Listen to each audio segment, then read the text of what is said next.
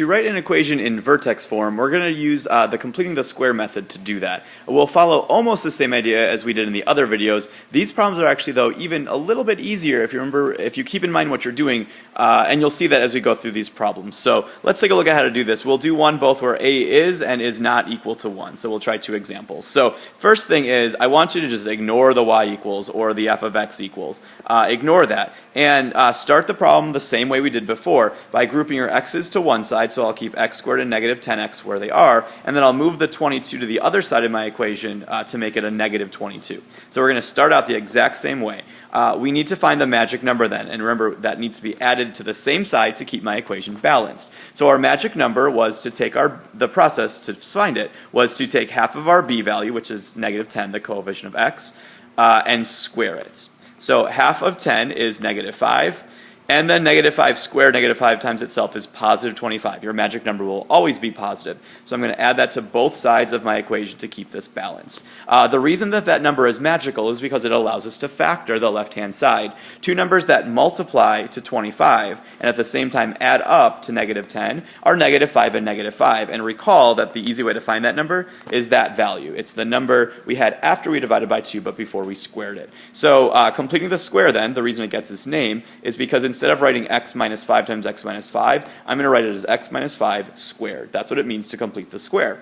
I'll add the two numbers on the right side of my equation together. Negative 22 plus 25 is 3. And at this point, this is where you have to be really careful and ask yourself, what are you doing? If you're trying to solve the equation like we were in the previous videos, we would take the square root of both sides. But we're not trying to do that. We were just trying to rearrange this so it's in vertex form. And to finish this problem, what I'm going to do is take that 3 and move it back to the other side of my equation. Because vertex form looked like this. X, and then we had our first vertex number in parentheses squared, and then minus our k value. Remember, we had our h and our k value. So I'm not solving it. So that's why I said this is easier, because we're actually done at this point. Just remember to throw that y equals back on your answer when you're done. So there's my rearranged equation now in vertex form. They also asked me to find the vertex. Recall that our h and our k values represented our vertex. The horizontal shift was the opposite of what it said, so positive 5. And then negative 3 would be the vertex for that parabola.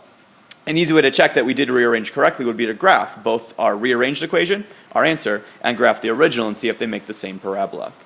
All right, let's try one more where this time a is not equal to 1. So in the video with this, I said to divide everything by 2. You can still do that, but in this case, you'd have a fraction. 25 divided by 2 is going to be a decimal or a fraction. So let me, again, give you an alternate way to do that. So we're still ignoring that f of x. It's irrelevant to what we're going to do right now. Start the same way as always by grouping your x's together.